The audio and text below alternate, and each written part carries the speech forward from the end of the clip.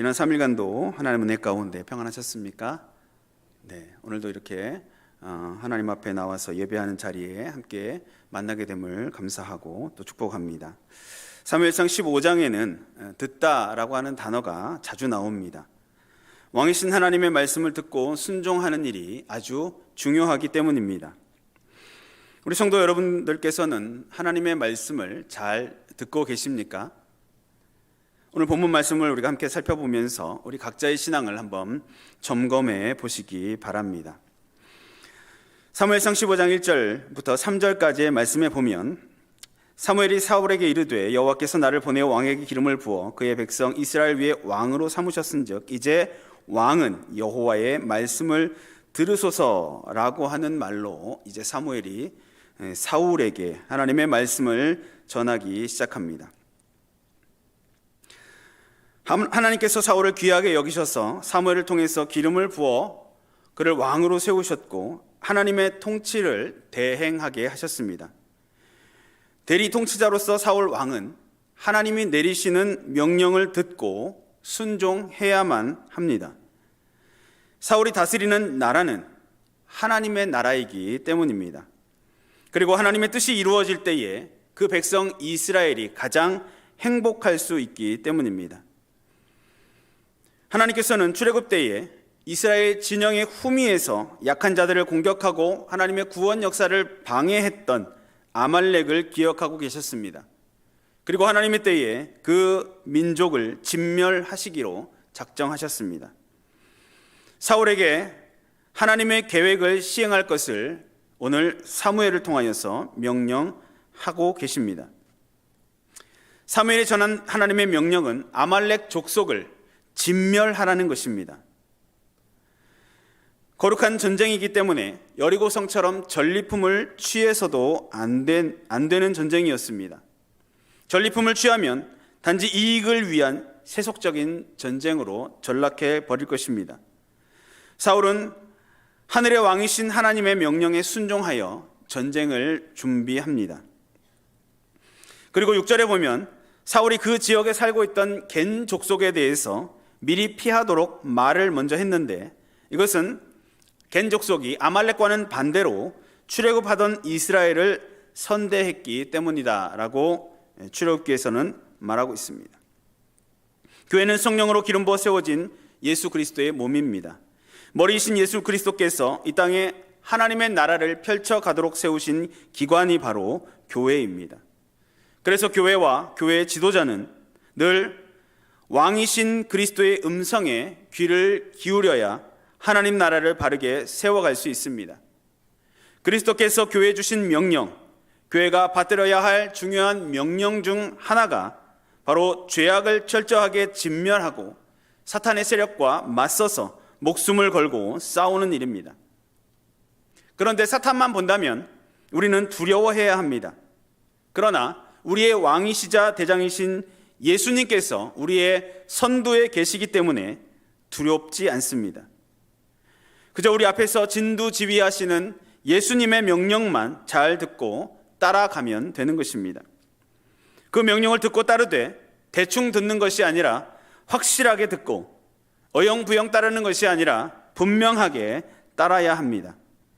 그렇게 할 때 하나님께서는 우리에게 확실한 승리를 주시고 우리를 통해서 하나님의 영광을 드러내시며 하나님 나라를 위해서 귀하게 쓰임받는 복을 우리에게 허락해 주실 것입니다. 우리 금호교회가 바로 그러한 하나님의 복을 받는 복된 공동체가 되시기를 주님의 이름으로 축복합니다. 그런데 사울은 하나님의 명령에 절반만 순종하였습니다. 만약에 내가 하는 말을 절반만 듣고 다른 말은 듣지 않는 사람, 혹은 한쪽 귀로 듣고 한쪽 귀로 흘려보내는 사람과 과연 같이 살아갈 수 있을까요? 항상 말을 제대로 듣지 않고 사고를 치면서 말하기를 나는 다 들었다라고 주장하는 사람과 같이 일할 수 있을까요? 교회에서 하나님의 지도자들이 하나님의 말씀에 절반만 순종한다면 과연 교회는 어떻게 될까요? 사울이 바로 그런 사람이었습니다. 오늘 본문 7절부터 9절까지의 말씀 제가 읽어드리겠습니다.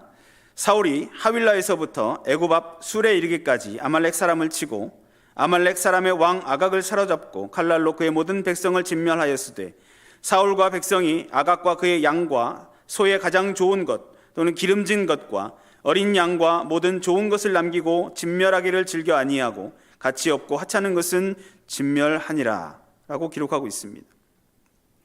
아말렉 족속을 진멸하라 라고 하는 하나님의 명령을 받은 사울은 백성들과 함께 전쟁을 벌였고 승리하였습니다. 그러나 이미 스스로 높아진 사울의 마음은 하나님의 말씀과 명령을 외면하였습니다. 자신의 욕심에만 귀를 기울이는 그러한 모습을 통해서 하나님의 명령에 불순종하는 결과를 나타내게 되었습니다. 하나님의 말씀보다 양과 소의 소리에 더 마음이 끌렸습니다.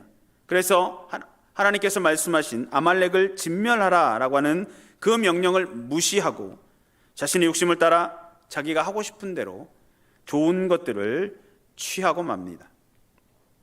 사울은 전쟁의 주의관이신 만군의 여호와의 명령을 온전히 순종하지 않았습니다. 절반만 순종했다라고 할 수 있습니다. 그런데 이런 절반의 순종은 사실 불순종입니다. 사울은 자신의 승리를 뽐내기 위해서 아말렉 왕 아각을 사로잡았습니다. 가장 좋은 가축들을 진멸하기를 즐겨하지 않고 전리품으로 잡아옵니다. 남기지 말라라고 하는 하나님의 명령에 대한 불순종의 모습입니다. 그런데도 사울은 사무엘에게 자신이 여호와의 명령을 다 순종했다라고 주장합니다. 좋은 전리품을 챙겨서 백성에게 과시하고자 하는 그러한 욕심 때문에 하나님의 명령을 어겼음에도 불구하고 백성이 제물로 드리려 해서 가축들을 남겼다라고 변명합니다. 심지어 사울은 자신의 승리를 기념하기 위해서 전쟁터에서 멀지 않은 유다 땅 갈멜에 승전 기념비까지 세우고 돌아옵니다. 이런 행동들을 볼 때에 사울의 그 마음을 우리가 알 수 있습니다. 이것은 모두 백성 위에 자기 왕권을 높이기 위해서 한 행동들입니다. 하나님의 명령에 순종하는 척하면서 사실은 자기 이름을 높인 것입니다. 이스라엘은 하나님의 나라인데 마치 자신의 나라처럼 스스로 자신이 영광을 취한 것입니다. 하나님은 불순종한 사울 왕의 행동을 안타까워하시며 그를 왕으로 세운 것을 후회한다고 하셨습니다. 하나님의 이 표현은 하나님이 얼마나 슬퍼하셨는지, 얼마나 큰 고통을 느끼셨는지를 드러냅니다. 사무엘도 사울의 불순종에 근심하고 하나님 나라의 미래를 염려하면서 밤새도록 하나님 앞에 부르짖었습니다. 그는 불순종한 사울을 대면하여 사울의 행동이 하나님 앞에서 큰 불순종의 행동임을 지적하였습니다. 성도 여러분, 우리는 하나님 앞에서 살아가고 있습니다. 하나님의 말씀 앞에서 우리의 삶을, 우리의 신앙을 경주하고 있습니다. 그렇기 때문에 우리는 하나님의 명령 앞에서 항상 겸손함을 유지할 수 있어야 합니다. 우리가 하나님을 처음 믿었을 때의 그 마음, 초심을 잘 지켜야 합니다. 그래야 하나님의 명령에 순종할 수 있습니다. 신앙생활을 오래 했다고 하나님 앞에서 예배드리는 일을 게을리해서는 안 됩니다. 교회 안에서 중직을 맡았다고 기도하는 일을 소홀히 해서는 안 되는 것입니다. 세상에서 소위 좀 잘 나간다고 하나님의 말씀을 멀리해서는 안 되는 것입니다. 그렇게 되면 사울처럼 교만하여져서 하나님의 명령에 불순종하게 되고 내 생각에 옳은 대로 결정하고 판단하게 되면 결국 사울처럼 하나님의 복으로부터 멀어지는 것, 그것으로 끝나는 것이 아니라 그것을 변명하고 변론하기 위해서 세상의 방식과 온갖 세상의 거짓 것들을 차용함으로써 하나님을 대적하는 결과까지 나타날 수 있음을 기억해야 하는 것입니다. 시내산 앞에서 금송아지를 만들어 우상 숭배하였다가 하나님의 진노를 받았던 이스라엘을 기억하시기 바랍니다. 이스라엘 백성들의 성화에 못 이겨 그들에게 받은 금으로 송아지를 만들어 이스라엘로 하여금 우상 숭배의 죄에 빠지게 하였던 아론을 모세가 책망하였을 때 아론은 뭐라고 말합니까? 출애굽기 32장 24절 말씀에 보면 내가 그들에게 이르기를 금이 있는 자는 빼내라 한즉 그들이 그것을 내게로 가져왔기로 내가 불에 던졌더니 이 송아지가 나왔나이다. 모세에게 거짓말을 하고 있는 것입니다. 하나님 앞에 범죄한 후에 자신의 죄를 인정하지 아니하고 변명하면서 책임을 이스라엘 백성들에게 돌리고 있는 것입니다. 이어지는 25절에 보면 모세가 본즉 백성이 방자하니 이는 아론이 그들을 방자하게 하여 원수에게 조롱거리가 되게 하였습니다 라고 기록하고 있습니다. 모세가 말하는 것은 이스라엘 백성이 방자하게 된 원인이 바로 아론에게 있다는 것입니다. 아마도 아론은 이스라엘 백성들이 맨날 모세만 찾다가 자기를 찾아와서 뭔가를 요구하니까 아마도 우쭐해졌을 것입니다. 자기가 뭐라도 된 것처럼 생각했을 것입니다. 그리고 백성들이 요구하는 것을 자기가 해줄 수 있는 것, 능력을 가진 것처럼 생각했을 것입니다. 때마침 자기의 머릿속에 애굽에서 지겹게 봐왔던 소 형상의 우상이 생각났을 것입니다. 그렇게 아론이 자기 생각에 옳은 대로 하나님을 송아지 형상으로 만들므로써 하나님의 백성들을 방자하게 만들었고 원수들에게 조롱거리가 되게 만들었을 뿐만 아니라 이스라엘 백성 중 3,000명이 그 자리에서 죽임을 당하고 하나님의 진노의 치심을 받게 되었다라고 성경은 말씀하고 있습니다. 성도 여러분, 하나님께서 사람을 보실 때에 가장 좋아하시는 모습은 어떤 모습이겠습니까? 하나님의 말씀을 듣고 그대로 순종하는 모습입니다. 반대로 교만한 모습은 하나님께서 미워하시는 모습입니다. 그리고 하나님께서 교만한 자는 물리치시는 것입니다. 하나님께서 물리치시면 그 어떤 사람도 다시 하나님께 나아갈 수가 없습니다. 왜냐하면 초심을 잃는다라고 하는 것은 곧 교만해진다라고 하는 말과 같은 것인데 교만은 곧 불순종으로 이어지기 때문입니다.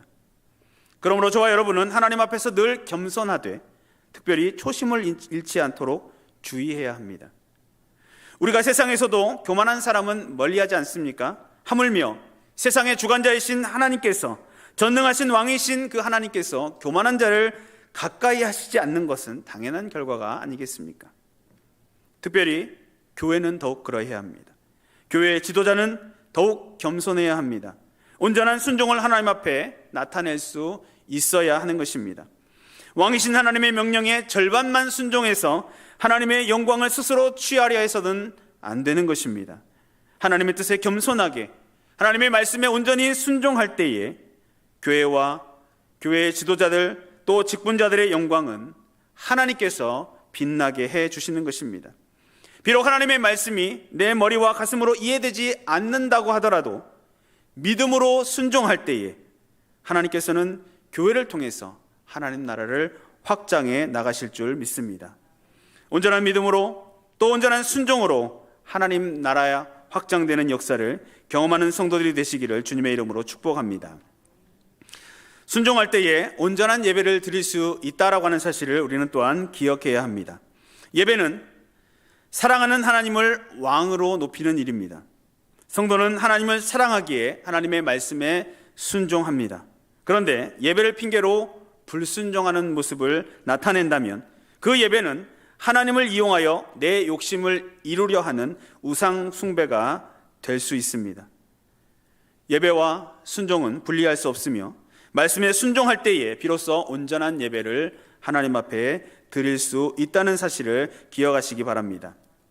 본문 16절부터 23절까지의 말씀에 기록된 내용을 통하여서 함께 마지막으로 살펴보도록 하겠습니다. 초심을 잃어버린 사울은 결국 교만하여졌고 교만한 사울은 결국 하나님의 말씀에 불순종하였습니다. 사울은 들려오는 양과 소의 소리를 들으며 기뻐했을 것이고 하나님도 그 소리를 기뻐하실 것이다 라고 말합니다. 사울은 자신의 탐욕과 불순종의 죄를 하나님께 드릴 제사다라고 하는 명분으로 감추려 합니다. 그러나 더 큰 문제는 사울이 이스라엘의 왕이 되었으면서도 하나님께서 가장 기뻐하시는 것이 무엇인지 깨닫지 못하고 있다는 점입니다. 스스로 작게 여길 때 왕이 되었던 그는 여전히 같은 태도로 하나님의 말씀을 청종하는 자여야 했고 들은 대로 순종하는 자여야 했지만 이미 그는 스스로 높아졌고 하나님의 말씀을 바르게 듣지 않았으며 하나님께서 말씀하신 것을 들은 대로 따르지 않는 자가 되어버렸습니다. 사울은 왜 하나님의 명령을 마음에 담아두지 않았습니까? 그것은 앞에서 기록하고 있는 대로 많은 전쟁에서 승리함으로써 스스로 교만해졌기 때문입니다.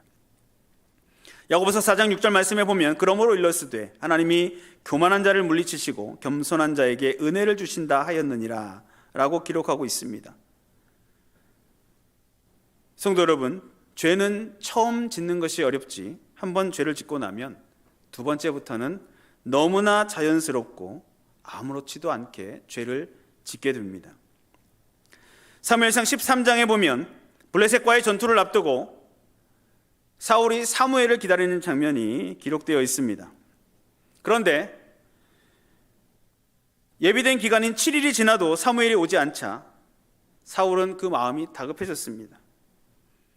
그리고 제사장에 드려야 할 번제를 자기가 직접 드리는 죄를 범하게 됩니다. 그리고 그 일을 책망하는 사무엘에게 이렇게 말을 합니다. 부득이하여 번제를 드렸습니다. 무슨 말입니까? 나는 잘못이 없습니다. 당신이 제때 오지 않았기 때문에 내가 어쩔 수 없이 제사를 드린 것입니다.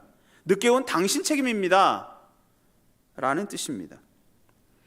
하나님께서 정해놓으신 규례를 무시하고 왕이기 때문에 내가 다 할 수 있다는 그런 교만함과 어쩔 수 없었다는 그런 변명과 사무엘에게 책임을 전가하는 참으로 황당한 그런 황당함의 종합 세트를 보여주고 있는 것입니다.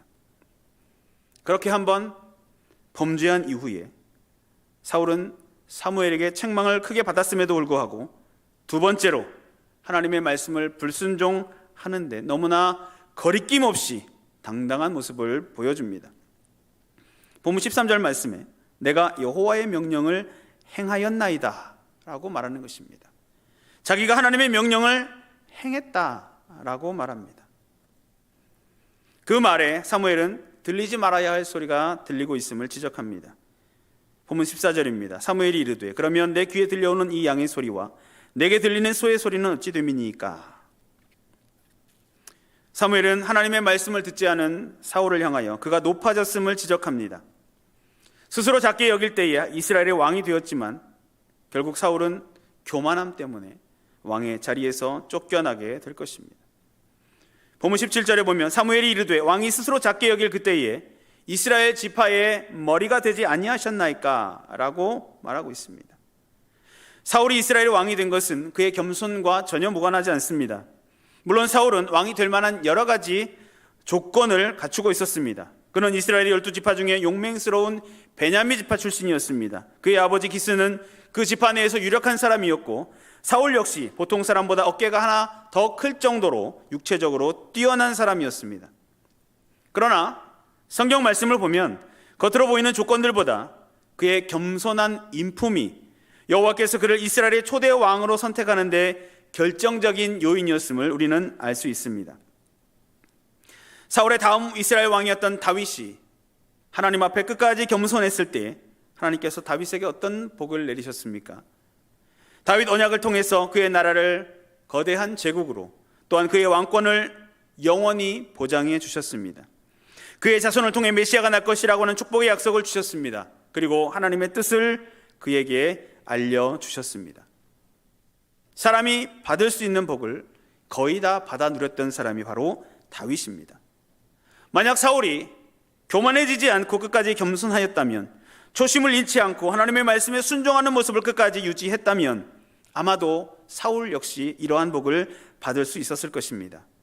그러나 그는 스스로 높아졌고 교만하여져서 하나님의 명령을 마음에 담아두지 않았고 본문 23절에 기록된 대로 하나님의 말씀을 버린 결과 하나님께 버림을 받게 되었던 것입니다. 한 가지 더 살펴보고 싶은 것은 23절 상반절의 말씀, 바로 거역하는 것은 점치는 죄와 같고 완고하는 것은 사신 우상에게 절하는 죄와 같음이라 라고 하는 말씀입니다. 거역은 말씀에 대한 불순종을 뜻하는 것입니다.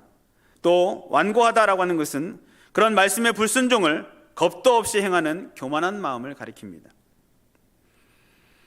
그런데 놀라운 것은 그런 죄가 점치는 죄와 같고 우상에게 절하는 죄와 같다라고 하는 말씀입니다. 점치는 죄나 우상 숭배의 죄는 하나님을 정면으로 대적하는 가장 큰 죄악으로 성경에 기록되어 있습니다. 그런데 하나님의 말씀을 거역하는 죄가 바로 그런 가장 큰 죄와 똑같다라고 정죄하고 있는 것입니다. 사울 왕은 아예 우상 숭배하는 이방 왕들과는 달리 그래도 하나님을 섬기는 사람이었고, 비록 온전히 순종하지는 못했지만 그래도 하나님의 말씀을 듣기는 들었던 사람이었습니다. 그런데 그런 죄 한번 저질렀다고 우상 숭배자들과 똑같다라고 말씀하시는 것은 어떻게 보면 좀 심한 말씀 같습니다. 그러나 여러분, 절대로 그렇지 않습니다. 하나님의 말씀에 좀 심한 말씀이라고 하는 것은 있을 수가 없습니다. 하나님의 말씀은 어떤 경우에도 고지고대로 우리가 들어야 할 절대적인 명령이며 문자 그대로 받아들여야 할 진리일 뿐입니다. 더군다나 사울은 신정국가 이스라엘의 첫 번째 왕이었기 때문에 더더욱 하나님의 말씀에 순종해야만 했습니다. 하나님 말씀에 순종하지 않은 사울은 더 이상 하나님의 백성 이스라엘의 왕으로서의 자격이 없어진 것입니다. 그리고 저와 여러분 역시 이 사실에 대하여 한치도 어긋나서는 안 됩니다.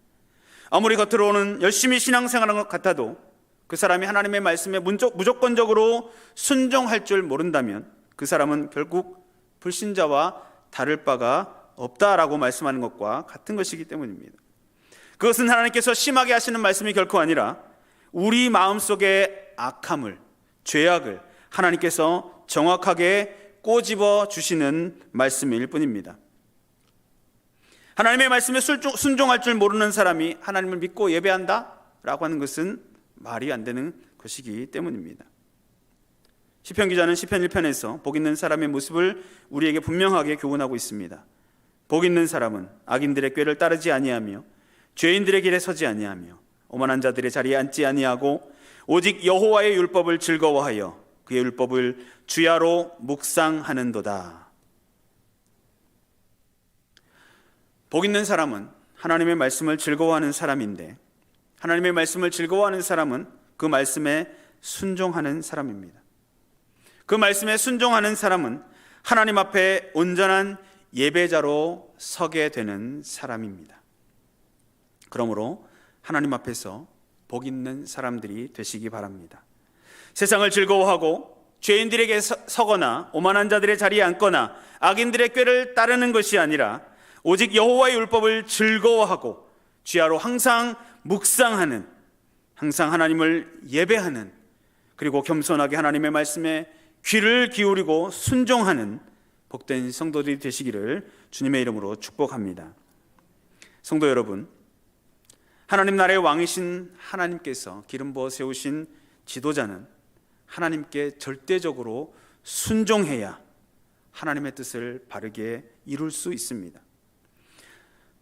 사울처럼 적당하게 순종하여 하나님과 자신을 속이고 자신의 영광과 이익을 취하려고 해서는 안 되는 것입니다. 특히 사울처럼 예배까지 자기 불순종을 합리화하는 수단으로 삼는 것, 그것은 우리가 절대로 하지 말아야 할 행동입니다. 오히려 예배는 우리의 죄를 고백하는, 또 하나님 앞에 하나님의 말씀에 순종하는, 또 하나님 앞에 헌신하는 그러한 기회로 우리가 삼아야 합니다. 하나님의 명령에 온전히 순종하려고 하는 자세로 예배하고 기도할 때에 하나님의 나라가 건강하게 세워지는 것입니다. 순종이 제사보다 낫습니다. 하나님을 사랑한다면 순종하는 것이 당연합니다. 하나님의 말씀에 순종하지 않는 자들은 사울과 같이 하나님께 버림을 받을 수밖에 없음을 기억하시기 바랍니다. 본문 23절 하반절에 기록한 대로 왕이 여호와의 말씀을 버렸으므로 여호와께서도 왕을 버려 왕이 되지 못하게 하셨나이다. 이 말씀을 마음에 깊이 새기시기 바랍니다. 그리하여서 하나님 앞에서 늘 겸손하게 신앙생활하며 하나님의 말씀과 명령에 100% 순종하여 죄를 멀리하는 온전한 그리스도인이 되어야 함을 기억하고 날마다 자신을 하나님의 말씀에 비추어 보고 기도로 하나님의 뜻에 민감하게 반응할 줄 아는 복된 성도들이 다 되시기를 주님의 이름으로 축원합니다. 거룩하신 하나님, 하나님의 나라를 위해서 우리에게 하나님의 능력을 베풀어 주시고 주님의 몸된 교회와 복음을 위해 우리를 사용하여 주시니 감사합니다.